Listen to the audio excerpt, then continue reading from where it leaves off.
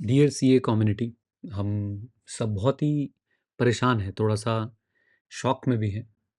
And as a teacher मुझे लगता है कि मुझे आप लोगों से इस बारे में थोड़ी बातचीत कर लेनी चाहिए।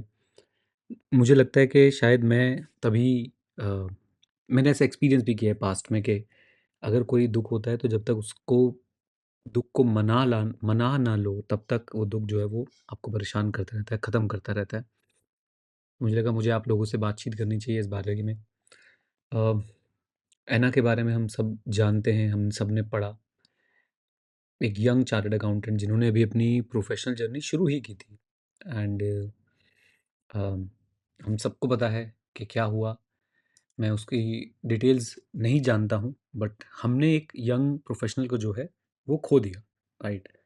एंड जो डॉक्यूमेंट्स सर्कुलेट हो रहे हैं, उसमें ये अ, पाया गया कि वर्क प्रेशर एक्सट्रीम था। एक्सट्रीम वर्क प्रेशर को कारण बताया जा रहा है, अ, जिसकी वजह से हमने ऐना को जो है वो खो दिया।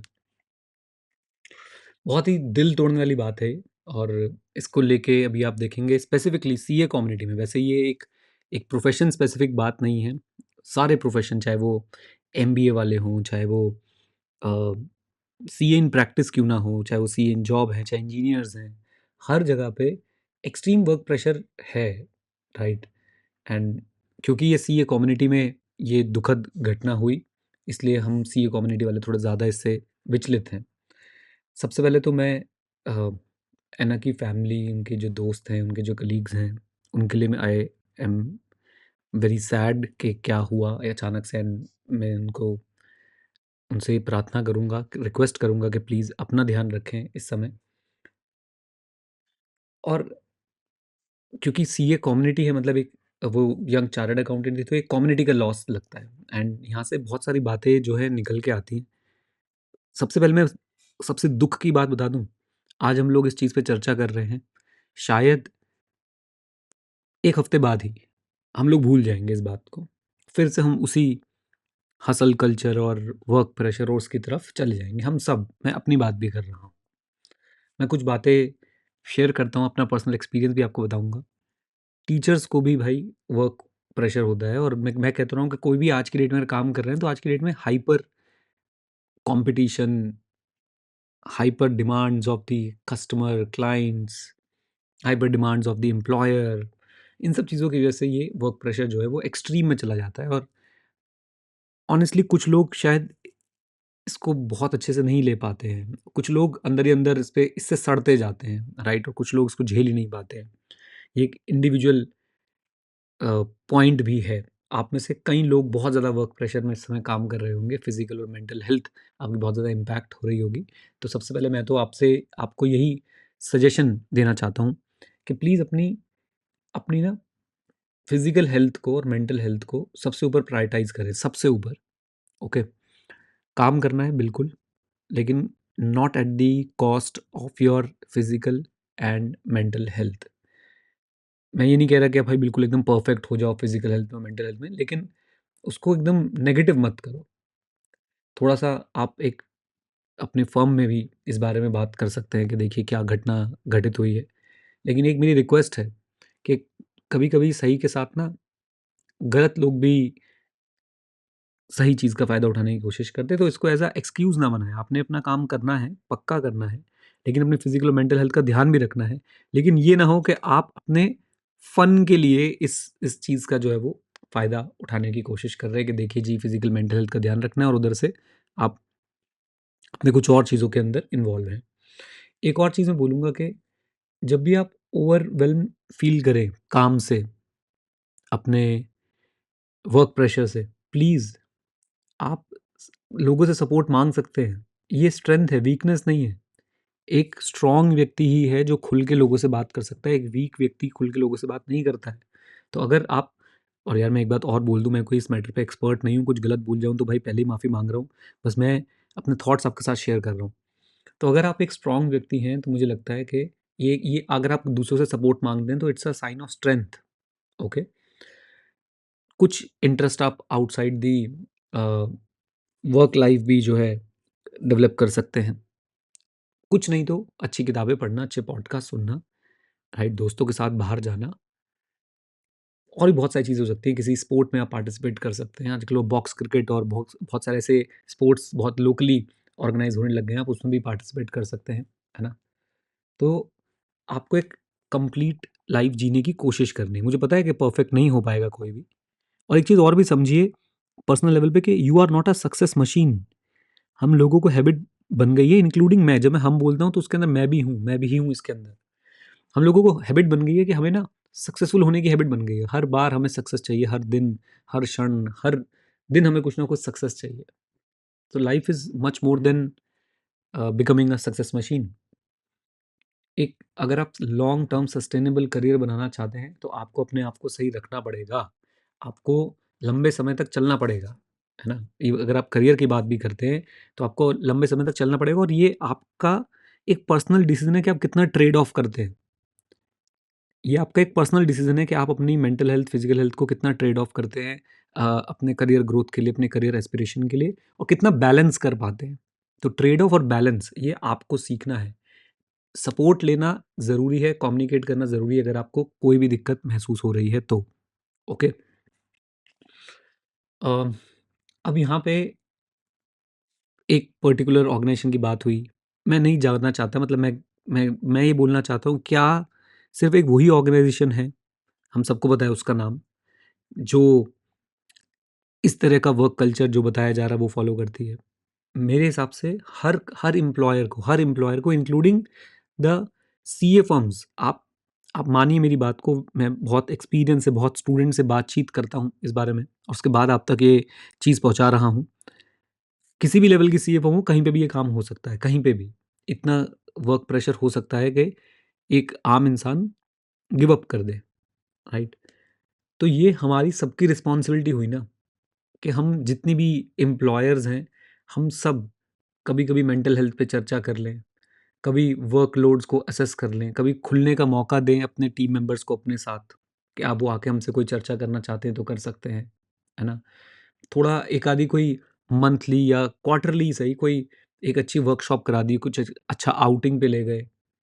तो ये सारी चीज़ें अगर हम करेंगे थोड़ी फ्लेक्सिबिलिटी देंगे, तो मेरे ख़्याल से शायद हमारे थोड़े रेवेन्यू लॉसेस होंगे, शायद हमारे थोड़ी प्रोडक्टिविटी लॉस होगी, लेकिन हमारे लोग हमारे साथ लंबे समय तक बने रहेंगे और लंबे समय तक वो अच्छा प्रोडक्टिव जो है वो काम कर पाएँगे। This is what I think.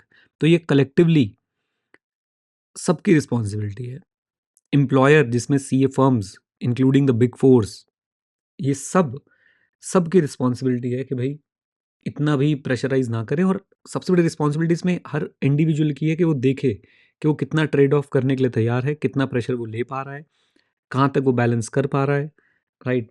और जहाँ उसे लगता है कि नहीं, इनफ इज़ इनफ, वहाँ उसे ना कहना है और सामने वाले को ये समझना है कि भाई वो व्यक्ति बोल रहा है, तो उसे एक्सेप्ट करना चाहिए, राइट? और अगर कोई नहीं बोल रहा है तो भी आपको एटलीस्ट आप एज़ अ एम्प्लॉयर बातचीत कर सकते हैं, सोच सकते हैं उससे कि भई मतलब उससे आप असेस कर सकते हैं कि वो किसी तरह की परेशानी में तो नहीं है। डेफ़िनिटली आईसीएआई का यहाँ पे बहुत बड़ा रोल आता है, राइट? अब आईसीएआई को तो मैं क्या ही बताऊँ, बस कुछ ना कुछ आईसीएआई को अपने मेंबर्स के स्ट्रेस के लिए करना चाहिए कोई, चाहे कोई हेल्पलाइन हो या कुछ मेंटल हेल्थ पे कुछ कुछ टॉपिक्स इंक्लूड कर दें, राइट? बेसिक कुछ टॉपिक्स इंक्लूड कर दें अपने सिलेबस के अंदर, एसएम के अंदर ही कर दीजिए, राइट? कोई सपोर्ट सिस्टम्स हों, कुछ ऐसे इवेंट्स हों, आई नो नेशनल कॉन्फ्रेंसेस वगैरह होती हैं, बट कुछ ऐसे इवेंट्स हों जिसमें ना पढ़ाई-लिखाई की बात ना हो, कोई प्रेशर ना हो कि भाई सिर्फ़ पढ़ाई की बात करनी है ना? कुछ हेल्थ कैंप्स हों and I am sure branch level पे सारी चीज़ें होती होंगी, बट इसे और ज़्यादा जो है वो प्रमोट किया जाना चाहिए। टफ मोमेंट है हम सबके लिए और सबसे ज़्यादा है ना और उसके परिवार के लिए, उसके दोस्तों के लिए, हमारे लिए भी एज़ अ कम्युनिटी बड़ा टफ मोमेंट है। बट इस टफ मोमेंट से जो लर्निंग निकल रही है उसको अगर हम अप्लाई करें तभी ये चीज़ें जो हैं वो सही होंगी। अगर हम इस टफ मोमेंट को भी आने वाले 1 हफ्ते में भूल जाएँगे, तो इससे कुछ कुछ भी नहीं होने वाला है ना? तो हम सबको मिलके इस पे काम करना चाहिए, जिस पे हम अपने काम के साथ-साथ अपनी physical, mental well being, open communication, supportive policies इन सारी चीज़ों पे भी हम लोग ध्यान दें। है ना?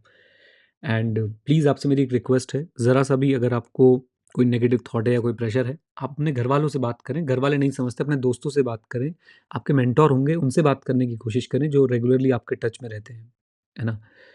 एंड अपने अंदर दबाइए मत किसी चीज़ को और बैलेंस करना बहुत ज़्यादा ज़रूरी है, बहुत ज़्यादा।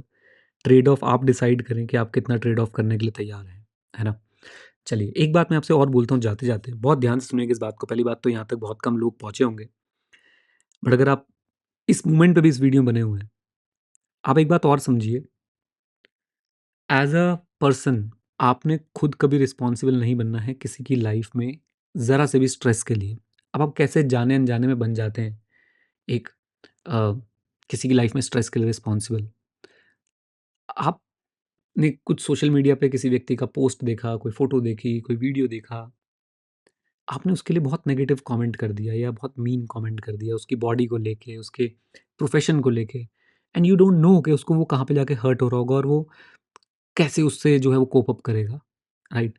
बहुत लोग, आई एम सॉरी टू से, बहुत लोग अभी वीडियोज़ बना रहे हैं। सॉरी, मैं अपने घर में हूँ और किचन से शायद वो कुकर की सीटी की आवाज़ आपको आ रही होगी। उन लोगों ने पास्ट में ऐसे खुद वीडियोज़ बनाए हैं, ऐसे खुद अ, कमेंट्स किए हैं, ऐसे खुद बहुत सारी चीज़ें की हैं जिससे उन्होंने खुद सामने वाले की मेंटल वेल-बीइंग को तोड़ के रख दिया होगा। लेकिन आज हम मेंटल वेल-बीइंग पे, वो लोग मेंटल वेल-बीइंग पे वीडियो बना रहे हैं, बट हमें अपने एक्शंस, आपको पता है सबसे ज़्यादा अच्छा अगर आप करना चाहते हैं इस दुनिया के लिए, तो अपने अंदर से सबसे पहले अच्छाई शुरू करनी चाहिए। तो मेरी आप सबसे ये रिक्वेस्ट है कि आप कभी भी किसी के प्रति कुछ नहीं, आप किसी से डिसएग्री करते हैं, आपको कोई चीज़ पसंद नहीं है, इग्नोर करिए। आपको किसी व्यक्ति विशेष को ट्रोल करने की, गलत बोलने की, उसके माता-पिता को गलत बोलने की, उसकी बॉडी को लेके उसको गलत बोलने की, उसके प्रोफ़ेशन को लेके उसको गलत बोलने की क्या ज़रूरत है ना? तो आपको नहीं पता भाई सामने वाले के व्यक्ति में और क्या दुःख चल रहा है और वो आपकी बात को क्या लेगा, उसके माइंड में वो बात कब तक रहेगी, कब तक चलेगी और वो उसके वजह से क्या एक्शन या रिएक्शन कर सकता है। तो बस यही है भाई, हम लोग भी अच्छाई करना शुरू करें तो चीज़ें, एटलीस्ट आप तो अच्छा कर रहे होंगे ना, फिर आप तो किसी के लिए नेगेटिव नहीं कर रहे हो ना। अगर आप किसी से डिसएग्री करते हो, आपको किसी की कोई चीज़ पसंद नहीं है, आप साइलेंटली साइड हट सकते हैं। मुझे बहुत लोगों की बहुत चीज़ें पसंद नहीं है। मैं नहीं बोलता भाई आके भाई किसी का नाम लेके या उसके वीडियो के नीचे जाके कमेंट करके, मैं नहीं ट्रोल करता उसको। आपसे भी मैं यही उम्मीद करता हूँ कि आप लोग भी ये कल्चर से थोड़ा-सा अपने आप को बचाएँगे, है ना? चलिए, फिर से एक बार बोलूँगा, अगर कुछ गलत बोल दिया हो तो भाई माफ़ कर दीजिएगा। आई होप मैं अपना मैसेज कन्वे कर पाया एंड प्लीज़ खूब मेहनत करें, खूब आगे बढ़ें और सीखते रहें क्योंकि सीखना शुरू तो जीतना शुरू। Bye bye and take care. God bless you all.